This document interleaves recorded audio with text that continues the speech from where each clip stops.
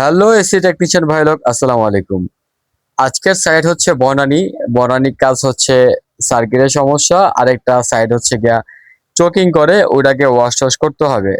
এখন সমস্যার কথা বলি, সমস্যা হচ্ছে গিয়া স্যামসাং ডিজিটাল ইনভার্টার এসি গুলো আলহামদুলিল্লাহ ঠান্ডা নিয়ে কোনো সমস্যা নাই, ঠান্ডা নিয়ে কোনো সন্দেহ নাই, সব ঠিকঠাক আছে। কিন্তু কিন্তু এটির সমস্যা হচ্ছে ডিসপ্লে সমস্যা।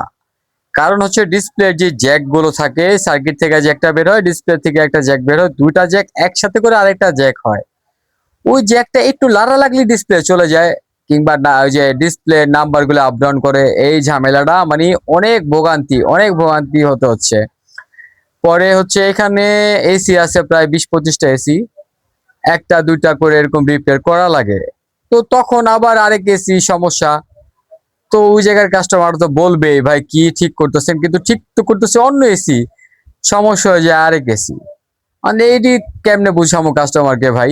পরে চিন্তা করলাম সব সার্কিট খুলে নিয়ে যাব। পরে এসি যেই সমস্যা আমি দেখলাম, আপাতত 5টা না 6টা আমি সমস্যা পাইছি, সব সার্কিট গুলো খুলছি।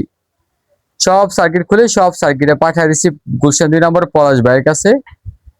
আমার আমরা ওখানে 4 জন গেছিলাম, আমার এক হেল্পারে দিয়ে পাঠিয়ে দিছি সার্কিট গুলো রিপেয়ার করার জন্য। আর আমি এদিক দিয়ে করছি কি, যে এসিটা হচ্ছে গিয়ে নাইট্রোজেন ওয়াশ করা দরকার, ওই এসিটা আমি ধরছি। ওই এসিটা আউটডোরটা আগে আমি, পরে নাজমুল, দীপঙ্কর, আপনারা দীপঙ্কর অবশ্যই চেনেন। নাজমুল একজন জুনিয়র টেকনিশিয়ান, আলহামদুলিল্লাহ পরবর্তীতে সিনিয়র হবে, অবশ্যই দোয়া করবেন সবার জন্য। যাই হোক, আমরা 3 জন মিলে আউটডোরটা নামালাম। নামানোর পরে পার্ট টু পার্ট খুললাম, খুলে কন্ডেন্সারটা সুন্দর করে নাইট্রোজেন ওয়াশ করলাম। তারপর সে দেখি প্রচুর ময়লায় সব আলাদা করে একটা সুন্দর মাস্টার সার্ভিস করলাম। শুধু আউটডোরটা, ইনডোর আলহামদুলিল্লাহ ফ্রেশ ছিল, তাই ইনডোরটা ধরা লাগে নাই। পরে কম্প্রেসার তেলটা ঢেলে দেখলাম যে কম্প্রেসার তেল ঠিকঠাক আছে কিনা।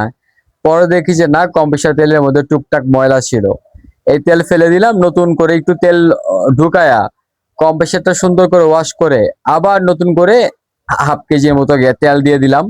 তেল দিয়ে কম্প্রেসারটা সুন্দর করে সাইজ করে, মানে বডির মধ্যে সুন্দর করে কম্প্রেসারটা বসায়া আবার নতুন করে ঝালাই টালাই করে সব কমপ্লিট করে আউটডোরটা প্রেসার দিয়ে রাখছি। আউটডোরটা সব প্যাকেটিং করে প্রেসার দিয়ে রাখছি।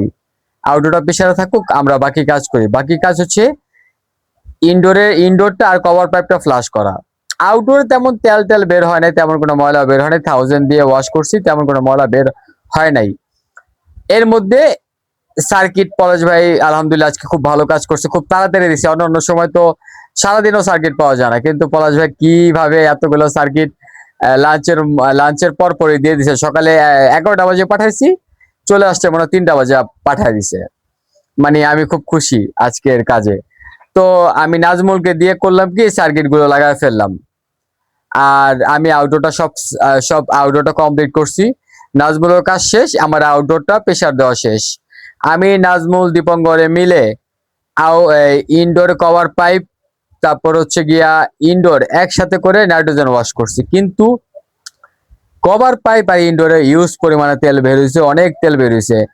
একটা নাইট্রোজেন অর্ধেক ছিল, ভাবছি অর্ধেক নাইট্রোজেন দিয়ে 2 টনের কাজ শেষ হয়ে যাবে, কিন্তু এই অর্ধেকটা দিয়েও হইলো না। পরে আমাদের আবার নাইট্রোজেন আনা লাগছে, পুরো একটা নাইট্রোজেন আনা লাগছে। ওই নাইট্রোজেন দিয়ে ইনডোর কভার পাইপ মারলাম, ওয়াশ করলাম। অনেক ইউজ পরিমাণে তেল বের হয়েছিল। পরে পুরো তেল ক্লিয়ার করার পরে আউটডোরটা আমরা ধরে আবার তুলে দিলাম। তুলে পাইপ সুন্দর কানেকশন করে আবার নাইট্রোজেন দিয়ে সব প্রেসার দিলাম। সব কানেকশন চেক টেক করলাম, না আলহামদুলিল্লাহ সব ঠিকঠাক আছে। তারপর হচ্ছে করলাম প্রেসার মেশিন দিয়ে, বেগম মেশিন দিয়ে বেগম করলাম। বেগম দেওয়ার পর সুন্দর করে গ্যাস চার্জ করলাম, আলহামদুলিল্লাহ এম্পিয়ারও পারফেক্ট। ঠান্ডাও খুবই খুবই সুন্দর ঠান্ডা হচ্ছে। আপনারা দোয়া করবেন যাতে এরকম সুন্দর সুন্দর কাজ করতে পারি, আপনাদেরকে উপহার দিতে পারি। আসসালামু আলাইকুম।